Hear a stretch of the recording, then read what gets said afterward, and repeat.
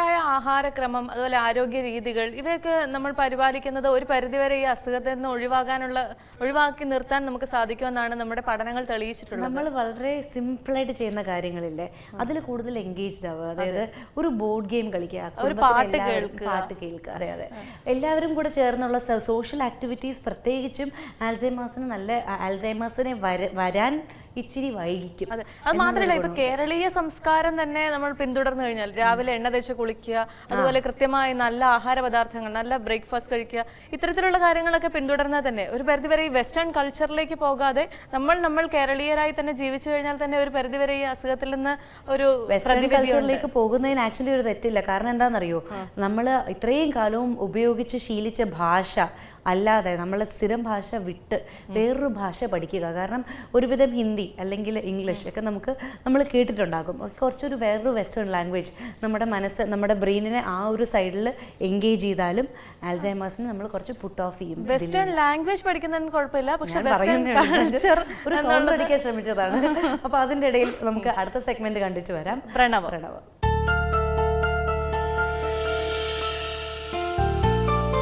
നമസ്കാരം. ജ്യോതിഷത്തിന്റെ കാണാപ്പുറങ്ങൾ തേടുന്ന പ്രണവത്തിലേക്ക് എല്ലാ മാന്യപ്രേക്ഷകർക്കും സ്വാഗതം. ജ്യോതിഷ സംബന്ധമായ നിങ്ങളുടെ സംശയങ്ങൾക്ക് മറുപടി നൽകുന്നതിനായി നമ്മളോടൊപ്പമുള്ളത് പ്രശസ്ത ജ്യോതിഷാചാര്യനായ ശ്രീ സുഭാഷ് തന്ത്രികളാണ്. നമുക്ക് സ്വാഗതം ചെയ്യാം. സ്വാഗതം സർ. സർ, നമ്മൾ ഇന്ന് സംസാരിക്കുന്നത് ഈ പുലവാലായ്മ എന്ന് പറയുന്ന ഒരു സമ്പ്രദായത്തെക്കുറിച്ചാണ്. ഒരു മരണം കഴിഞ്ഞ വീട്ടിൽ, അല്ലെങ്കിൽ ഒരു മരണം നടന്ന വീട്ടിൽ ഇത്ര ദിവസം കഴിഞ്ഞേ ക്ഷേത്രത്തിൽ പ്രവേശിക്കാവൂ, ഇത്ര ദിവസം കഴിഞ്ഞേ കുറേ ചടങ്ങുകൾ ചെയ്യാവുള്ളൂ എന്നൊക്കെയുള്ള കണക്കുകളുണ്ട്. അതിൻ്റെയൊക്കെ ആവശ്യകത എന്താണ്? അതുകൊണ്ട് എന്തെങ്കിലും ഗുണങ്ങൾ ലഭിക്കുന്നുണ്ടോ? ഇത്തരം കാര്യങ്ങളൊക്കെ ഒന്ന് പറയാമോ? ഇപ്പോൾ ഈ മരണവിഷയം എന്ന് പറയുന്നത് പലർക്കും വളരെ തെറ്റിദ്ധരിക്കപ്പെട്ട ഒരു സംഭവമാണ്. ഇത് നമ്മൾ ഇതിനു മുമ്പ് പല പ്രാവശ്യം പറഞ്ഞിട്ടുണ്ട്. അപ്പോൾ ഒരു വീട്ടിൽ മരണം സംഭവിച്ചു കഴിയുമ്പോൾ ഈ ചില ഏരിയകളിൽ, അതായത് ചില നാടുകളിൽ ഒരു വീട്ടിൽ ഒരാൾ മരിച്ചു കഴിഞ്ഞാൽ ആ മരിക്കുന്ന സമയം കൂട്ടില്ല, പകരം അടക്കം ചെയ്ത സമയം മുതലേ കൂട്ടുള്ളൂ. അപ്പോൾ ഇന്ന് മരിച്ചു കഴിഞ്ഞാൽ നാളെയാണ് എടുക്കുന്നതെങ്കിൽ നാളെ മുതലേ ദിവസം എണ്ണുള്ളൂ എന്ന് പറയുന്നത്. ഇത് തന്നെ ചിലർ പറയുന്നത്, ഇപ്പോൾ ഒരു വിദേശത്താണ് മരണം സംഭവിച്ചതെങ്കിൽ ഒരു 15-20 ദിവസം കഴിഞ്ഞാണ് ബോഡി വരുന്നതെങ്കിൽ അന്ന് മുതലേ ഈ സമ്പ്രദായം ആരംഭിക്കുകയുള്ളൂ എന്ന് പറയാം. അപ്പോൾ ഇതിൽ തന്നെ പറ്റുന്ന ഏറ്റവും വലിയൊരു അബദ്ധം നമ്മൾ മനസ്സിലാക്കുക, നമ്മളുടെ ഭവനത്തിൽ ഒരു മരണം സംഭവിച്ചു കഴിഞ്ഞാൽ ആ മരിച്ച ആൾ ആ നിമിഷം തന്നെ മരിച്ചു കഴിഞ്ഞു. ഇനിയിപ്പോൾ ഒരാഴ്ച അല്ലെങ്കിൽ 20 ദിവസം കഴിഞ്ഞിട്ടാണ് ഈ ബോഡി അടക്കം ചെയ്തോളെങ്കിൽ പോലും ഈ മരിച്ച വീട്ടിൽ ആ ദിവസം മുതൽ മരണം സംഭവിച്ചു. അവിടെ ശരിക്കും മരണ വീട്ടിൽ നെഗറ്റീവ് എനർജി വന്നു കഴിഞ്ഞു.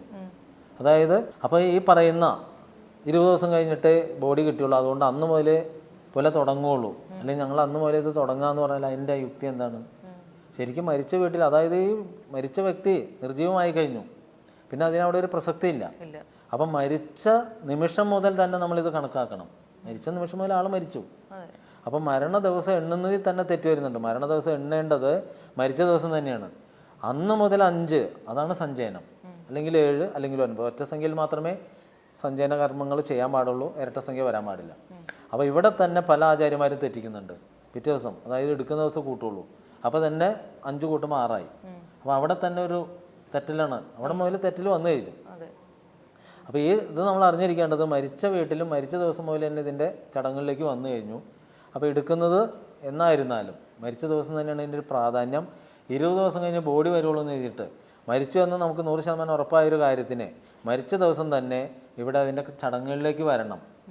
സഞ്ചയനം 5, 7, 9 ദിവസങ്ങളിൽ നടത്തുകയും 10, 11 എന്നുള്ള ഇപ്പോൾ പുല വീടുന്നൊരു സമ്പ്രദായമുണ്ട്. അത് തെറ്റാണ്. അതിൻ്റെ ഒരു കാരണം പല ആചാര്യന്മാരും പറയുന്നത് 10-നും 11-നും പുല വീടുന്നു. ഇപ്പോൾ എൻ്റെ അടുത്ത് ഈ പ്രോഗ്രാമൊക്കെ കണ്ടൊരു ഈ മരണകർമ്മം ചെയ്യുന്ന ഒരു ആചാര്യം വന്നിട്ടുണ്ടായിരുന്നു. അപ്പോൾ ഞാൻ ആളോട് ചോദിച്ചു, ഇതിൻ്റെ ബേസ് എന്താണ്, നിങ്ങൾ ഈ 10, 11 തീർക്കുന്നതിൻ്റെ ഒരു ബേസ്? അപ്പോൾ ആൾ പറഞ്ഞൊരു കാര്യം, 10, 11 എല്ലാം തീർക്കുന്നത് ഞങ്ങൾ ഗോത്രങ്ങളെ കണക്കാക്കിയിട്ടാണ്. അതായത് കശ്യപ ഗോത്രം, അങ്ങനെ ഗോത്രങ്ങളുണ്ട്, മഹർഷിമാരുടെ ഗോത്രങ്ങളുണ്ട്. അതിനെ ബേസ് ചെയ്തിട്ടാണ് ഈ 10, 11 എല്ലാം തീർക്കുന്നത്. 10 ഗോത്രത്തിൻ്റെ തീർന്ന് 11-ന് തളിച്ച് 12-ന് പുല വീടുന്നു, അതാണ് കണക്ക്. അപ്പം ഞാൻ ആളോട് പറഞ്ഞു, ഈ കണക്കല്ലായിരുന്നു, പൂർവിക കാലങ്ങളിൽ 16 രാത്രി തന്നെയായിരുന്നു ഇതിൻ്റെ കണക്ക്. അപ്പോൾ 16-ൻ്റെ പ്രസക്തി എന്താണെന്ന് അദ്ദേഹം ചോദിച്ചു. അപ്പോൾ ഞാൻ അതിന് മറുപടി പറഞ്ഞു, നമ്മളിതൊക്കെ ഇതിനു മുമ്പ് പറഞ്ഞിട്ടുണ്ട്. അപ്പോൾ 16-ൻ്റെ പ്രസക്തി എന്ന് പറയുന്നത് ഒരു മന്ത്രം ജപിച്ചാൽ സാധ്യമാവുന്ന ഏറ്റവും ചെറിയ സംഖ്യയാണ് 16. അതായത് ഒരു മന്ത്രം ജപിച്ചു കൊടുക്കാൻ. ഇപ്പം നമ്മൾ ഈ പ്രോഗ്രാമൊക്കെ കാണുമ്പോൾ ചിലർ ഈ ഡിപ്രഷനുള്ള കുട്ടികളെ കൊണ്ടുവരണം, അല്ലെങ്കിൽ ഭർത്താവിന് വിശ്വാസമില്ല, അങ്ങനെയുള്ളവരൊക്കെ ഭാര്യമാർ വന്നിട്ട് നമ്മളുടെ അടുത്ത് ജപിച്ച് കൊണ്ടുപോകാൻ ചെയ്യുന്നത്. അപ്പോൾ ജപിച്ചു കൊണ്ടുവന്ന് പഞ്ചസാര ജപിച്ചുകൊണ്ടോ ഉപ്പ് ജപിച്ചുകൊണ്ടോ, അപ്പോൾ ഇതെല്ലാം ജപിച്ച് കൊടുത്ത് അവർ വരും. അതായത് ഭാര്യ അല്ലെങ്കിൽ ഭർത്താവ്, ഭാര്യയ്ക്ക് വിശ്വാസമില്ലാത്ത സ്ത്രീയെ ഭർത്താവ് കൊണ്ടുവന്നിട്ടുണ്ട്. അപ്പോൾ ഇതെല്ലാം സംഭവിക്കുന്നത് നമ്മൾ ജപിച്ചു കൊടുക്കുന്ന ഈ ദ്രവ്യം ചായയിലോ കാപ്പിയിലോ ഇട്ട് ഇവരുടെ അകത്ത് നിന്ന് കഴിയുമ്പോൾ പിന്നെ ഈ കൊടുത്ത ആൾ പറയുന്നവരനുസരിക്കും. അപ്പോൾ ഈ മന്ത്രം സാധ്യമാവണമെങ്കിൽ 16 ഒരു ജപിച്ചാൽ മാത്രമേ ഇത് സാധ്യമാവുള്ളൂ. ഇത് 12 ഒരു ജപിച്ചാൽ ഒരിക്കലും സാധ്യമാവില്ല. അതാണ് ഈ 16ൻ്റെ കണക്ക്. അപ്പോൾ പൂർവിക ആചാര്യന്മാർ നമുക്ക് ഈ മരണകർമ്മം എല്ലാം കണ്ടുപിടിച്ചു തന്നത് കാളഹസ്തി മഹർഷിയാണ്.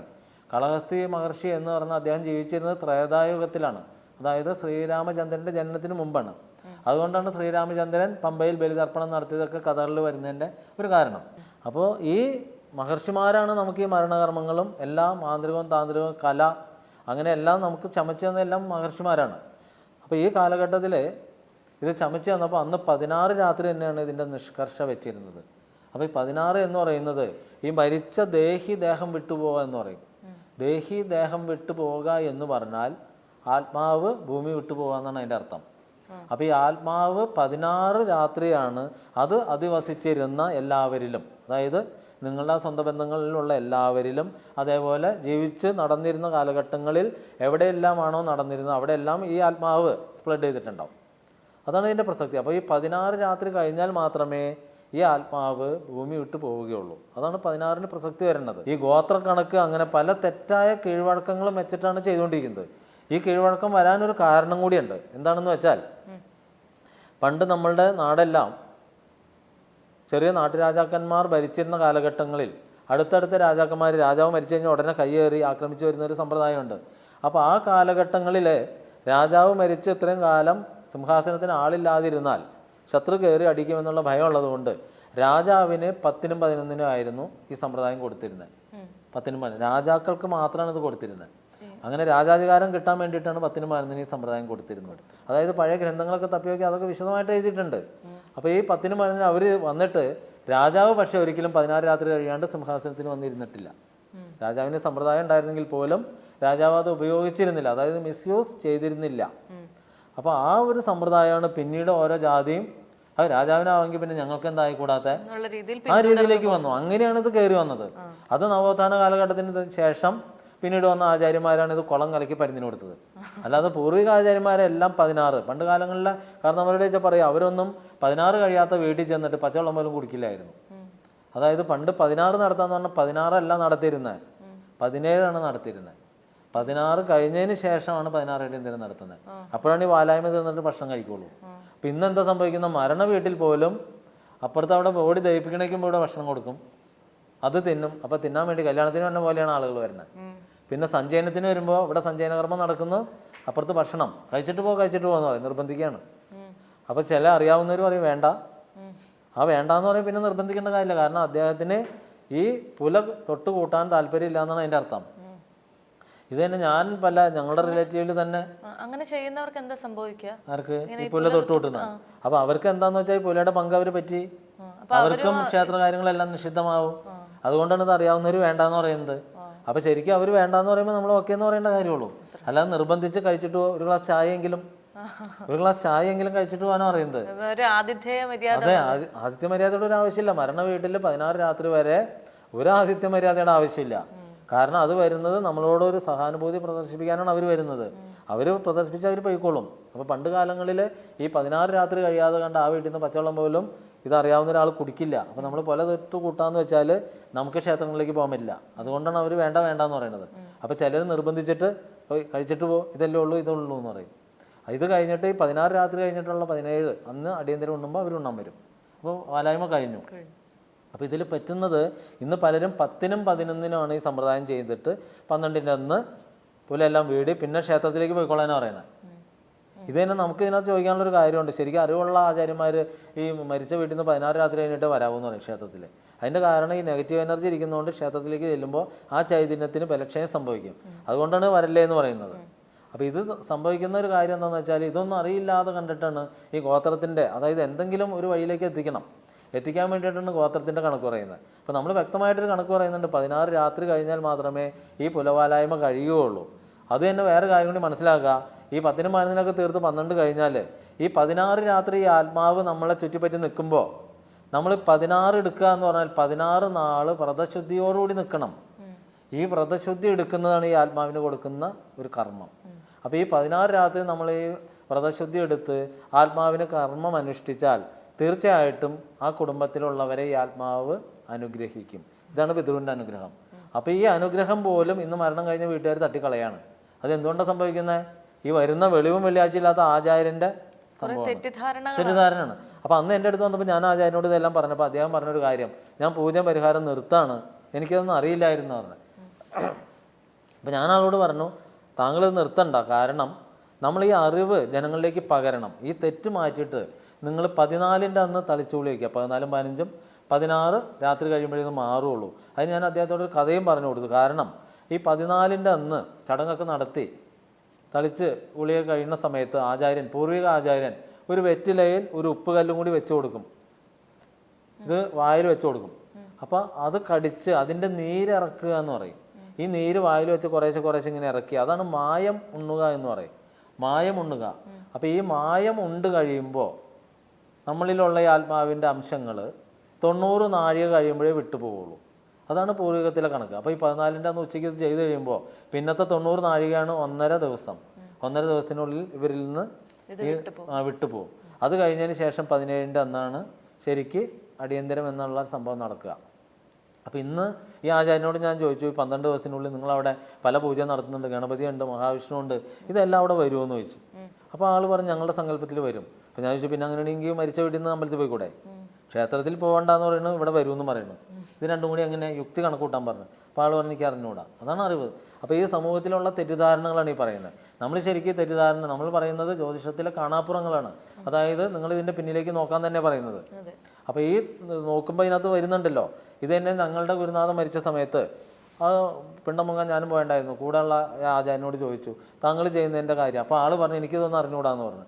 ഞങ്ങളെ പഠിപ്പിച്ചു ചെയ്യുന്നല്ലാതെ കണ്ട് ഇതിൻ്റെ ശരിയും തെറ്റും വരും വരായി ഇതൊന്നും ഞങ്ങൾക്ക് അറിഞ്ഞുകൂടാ. അപ്പോൾ അവർ ചെയ്യുന്നത് അവരെ പഠിപ്പിച്ച ഒരു സമ്പ്രദായമാണ്. ഞാൻ ചോദിക്കാൻ കാരണം നോക്കുമ്പോൾ ആൾ ഗണപതിനെ വെച്ചു, ദുർഗേനെ വെച്ചു, മഹാവിഷ്ണുവിനെ വെച്ചു, എന്തൊക്കെ ചെയ്യുന്നുണ്ട്. അപ്പോഴാണ് ഞാൻ ചോദിച്ചത്. അവിടെ ചോദിച്ചില്ല, എൻ്റെ വണ്ടിയിലാണ് വന്നത്. അപ്പോൾ ആ സമയത്ത് ഞാൻ ചോദിച്ചു അവിടെ ഇങ്ങനെ കാണിക്കുന്നുണ്ട്, ഇതൊക്കെ വന്നോന്ന് ചോദിച്ചു. അപ്പോൾ ആൾ പറഞ്ഞു എനിക്ക് അറിഞ്ഞുകൂടാന്ന് പറഞ്ഞു.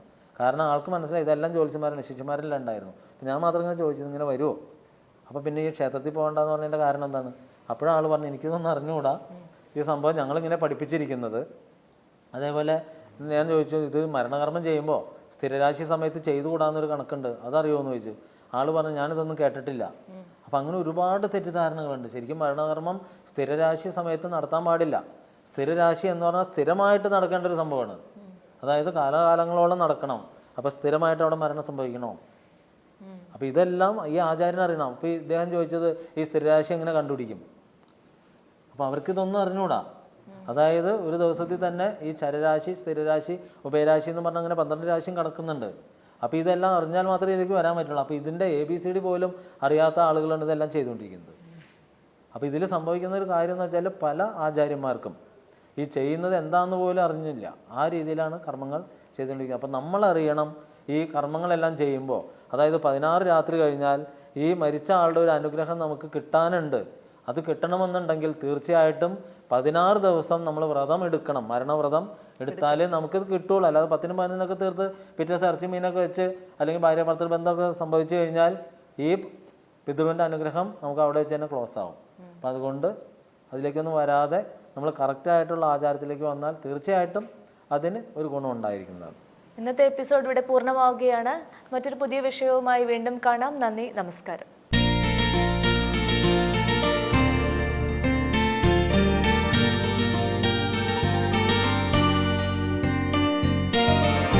തലച്ചോറിന്റെ കഴിവുകൾ ഉപയോഗിക്കാതെ വരുന്ന നമ്മുടെ കഴിവുകൾ ഉപയോഗിക്കാതെ വരുന്നത് കൊണ്ടും കൂടിയാണ് ഈ അസുഖം വരുന്നത് എന്നുള്ളതാണ്. നമ്മള് തുരുമ്പിച്ചു പോയി എന്നൊക്കെ പറയത്തില്ലേ, ബുദ്ധി തുരുമ്പിച്ചു പോയെന്ന്. ശരിക്കും പറഞ്ഞാൽ ഏറ്റവും അധികം മസിൽസ് മാത്രമുള്ള ഒരു അവയവമാണ് നമ്മുടെ ബ്രെയിൻ.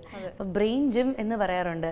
ബ്രെയിൻ ജിം എന്ന് പറഞ്ഞാൽ കുറച്ച് ഗ്രൂപ്പാണ്, പലതരം ആക്ടിവിറ്റീസ്, നമ്മൾക്ക് ഒരു നോട്ട് ഇടുക, അങ്ങനത്തെ പലതരം ആക്ടിവിറ്റീസ്, കുറെ പസിലുകൾ സോൾവ് ചെയ്യുക, ഇതൊക്കെയാണ് പരമാവധി എൻഗേജ്ഡ് ആക്കി വെക്കുക. ഇത്തരം മൂഡി ആയിട്ടുള്ള ഒരു ജീവിത രീതിയിൽ നിന്ന് കുറേയും കൂടെയൊക്കെ എൻഗേജ്ഡ് ആവുക, എനർജറ്റിക് ആവുക, ഇതൊക്കെ ഈ അസുഖത്തിൽ നിന്ന് നമ്മളെ ഒരു പരിധിവരെ നമ്മളെ സഹായിക്കും. ഇത് വരാതിരിക്കാൻ നമ്മളെ സഹായിക്കും എന്നുള്ളതാണ്. നിങ്ങളുടെ തലച്ചോറിന് നല്ലൊരു എക്സസൈസ് ഉണ്ടാകട്ടെ എന്ന്, എല്ലാവർക്കും നല്ല ആയുസ് ഉണ്ടാകട്ടെ, ആരോഗ്യകരമായ ഒരു ജീവിതം ഉണ്ടാകട്ടെ എന്നൊക്കെ പ്രാർത്ഥിച്ചുകൊണ്ട് ആശംസിച്ചുകൊണ്ട് നമുക്ക് ഇന്നത്തെ എപ്പിസോഡ് പൂർണ്ണമാവുകയാണ്. നന്ദി, നമസ്കാരം.